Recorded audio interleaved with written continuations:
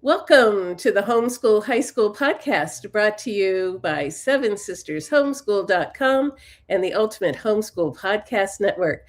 I'm Vicki and I'm so excited to introduce a new friend. So I was scrolling social media the other day in a healthy way, and I ran into some information about an organization that is so exciting to me.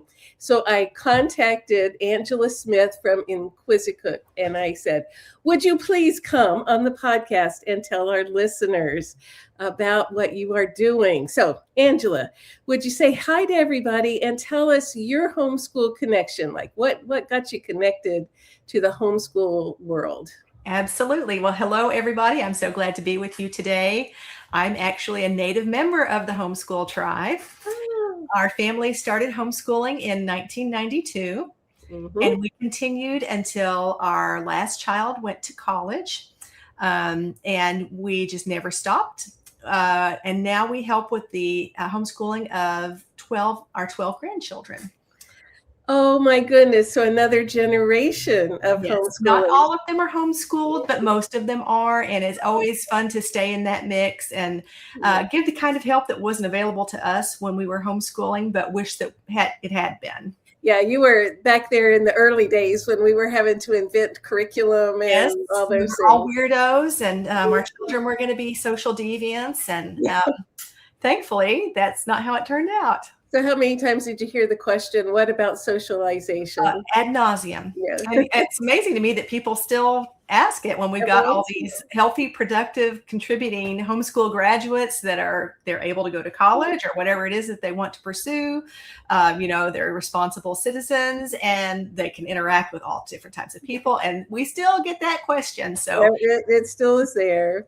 So one of the things that is wonderful about homeschooling is that we can help even our high schoolers have interesting educational experiences.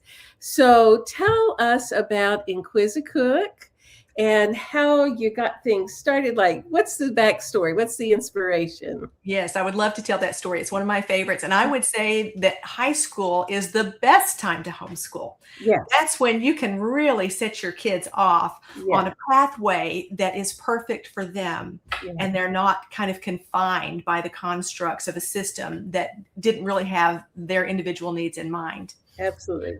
Inquisicook combines food science and culinary arts into hands-on courses that put delicious food on the family table. So wait, say that one again because it's just so beautiful. Okay. I've practiced that one a few times. We combine food science and culinary arts into hands-on courses that put delicious food on the family table. How fabulous. Okay. So instead of buying, frogs to dissect and, a spool of copper wire and nails and a cork and all these different things to do science experiments, you actually go to the grocery store and buy groceries. The vast majority of time, our lab materials wind up as a prepared dish for the family table. Mm-hmm. So they are doing science in the kitchen, and that instead of it going into the trash bin, it winds up as something that's a blessing to your family table, actually saving you work when it's time for lunch or time for dinner. So you've already got an advance on your dinner preparations. So you get food for the family and your teens get hands-on science lab and life skills in cooking and that food science end. So exactly. How wonderful. Okay. All right. What inspired you to get this started? Well, when our youngest child was about 10 or 11 years old, she came to me and said that she wanted cooking to be one of her homeschool subjects. And we were already cooking together. It was just part of our family lifestyle. We exercised a lot of hospitality, but she wanted it to be an official part of her homeschool lineup. Mm-hmm. And I thought that was a great idea. But I wanted to incorporate a science-driven approach to that. Mm-hmm. It was always perplexing to me why so many of the sciences for the younger grades and middle grades especially focused on things that were not a part of their daily life, like zebras and volcanoes. Mm-hmm. Now, I don't have anything against zebras and volcanoes. I think they should learn about that. Mm-hmm. But I thought it made so much more sense to study the science that's literally under our noses and that we're engaging with on a daily basis, and which can actually improve the quality of life. Yeah. So, I mean, just as a side note, I think that anybody ought to be able to prepare a tasty dish based on what's in season, what's on sale, or what's in the fridge, and not have the tyranny of an ingredients list that says, I've got to buy, this and this and this. And if I don't have those things, I can't make this recipe.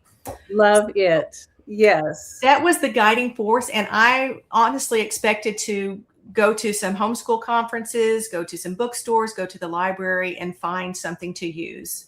And I found some miscellaneous items that were kind of in that vein, but they were more just like kitchen investigation type things. They weren't really a curriculum. They wouldn't put together a course. Mm-hmm. And they were just kind of random acts of science. They weren't comprehensive. They weren't teaching a carefully curated set of skills. Mm-hmm. It was just a little bit of this and a little bit of that. And so I expanded my reach. I went to college bookstores, actually bought everything I could find from universities that had culinary arts programs and that also had food science programs. Mm-hmm. And that was way over everybody's heads. And it wasn't the way we actually cook. That was more for the hospitality industry or for food product development industry professionals. And so it was what I had in front of me was the worst of all worlds. Yeah. It wasn't practical as a homeschool curriculum. It wasn't the way we cooked. It didn't have any kind of assessments or outcomes involved. And it was just terrible. So I couldn't find what I wanted. And I therefore decided to create what I wanted. Because you were a homeschool mom, and that's what we do. Right. That's what we make it work, right? Yes. Yeah. And so did your teens then kind of go through the process of learning food science, hands-on labs with you? Well, actually, I didn't get it produced while my kids were still teens. I had to finish my homeschool journey before I could really devote myself fully to putting this together. Mm. Now, they were the victims of the bad decisions that I made with all of those other materials. So we did do some learning, but it wasn't through the system that we ultimately came up with. After the kids left and went to college and began having grandkids, of course, I wanted to be shoulder to shoulder with those efforts. And there just came a point in time where my husband said, you're not getting any younger. You've always wanted to do this. I've always wanted you to do this. The homeschool market needs this. So you either need to get on with it or put it to rest. And so that was my cue.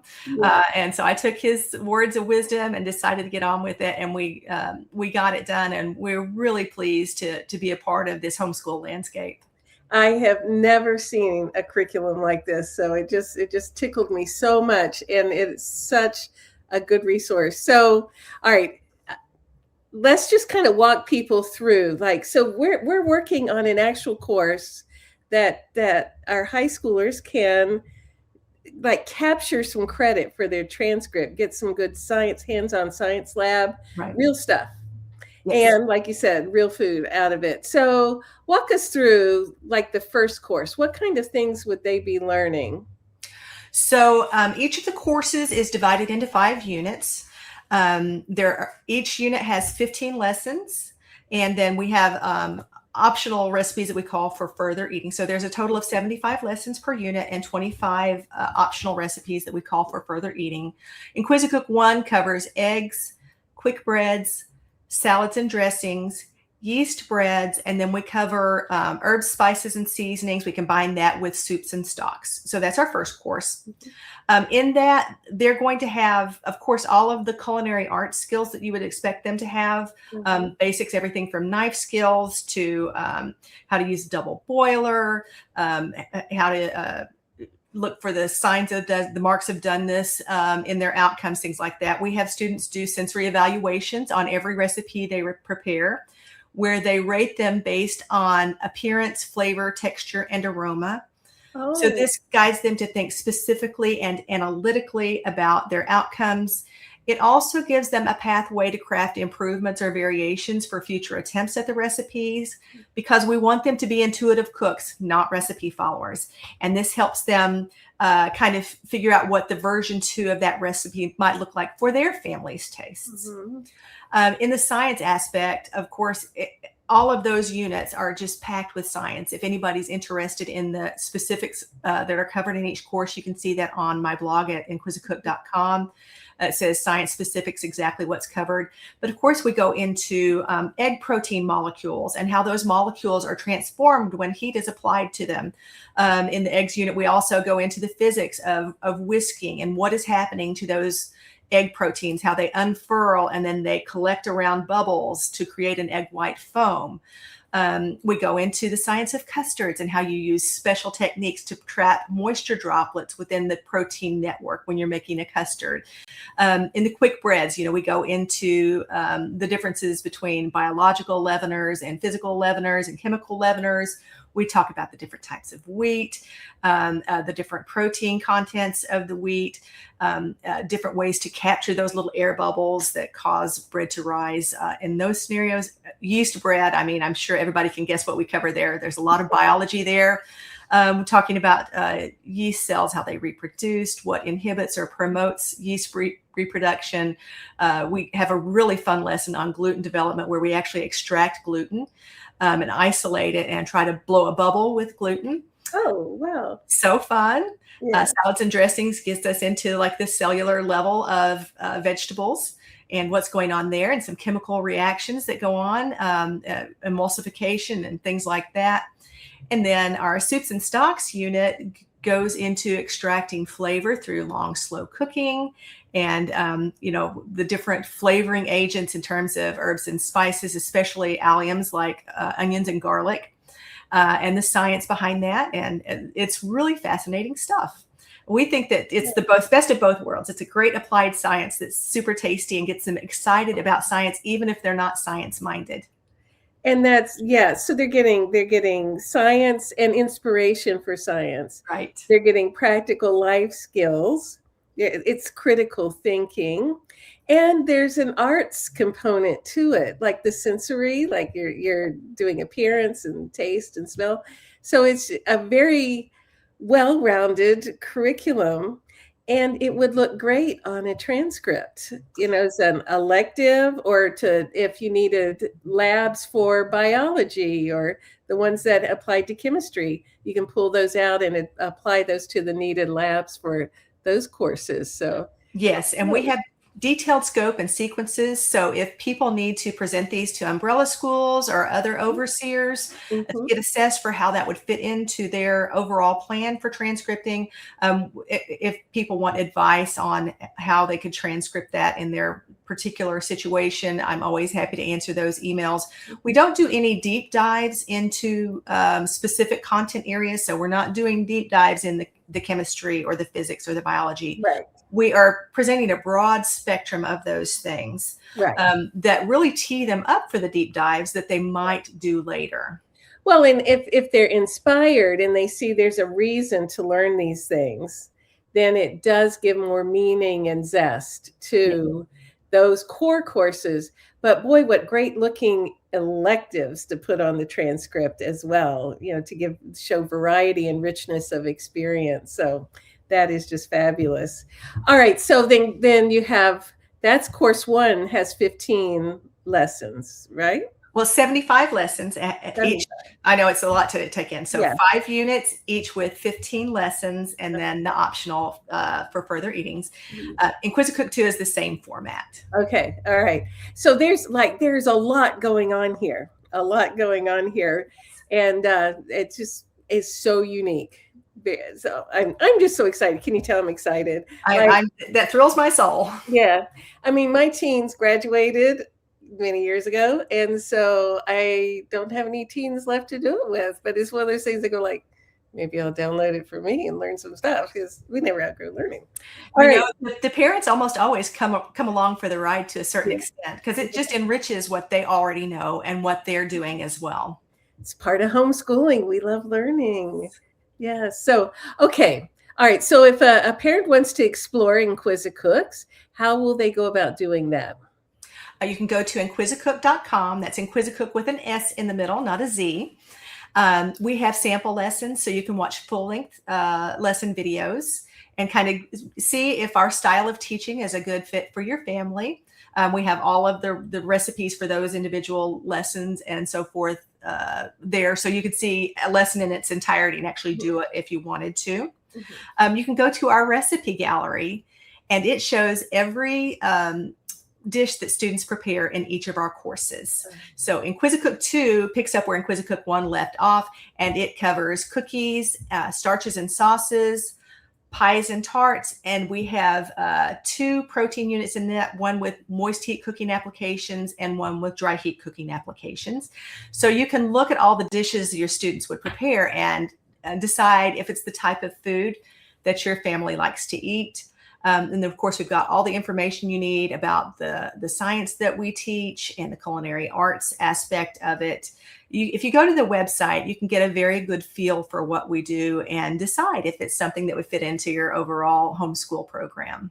And I love that there are free lessons, so parents can go explore a few lessons and really see, what is available to their high schoolers there.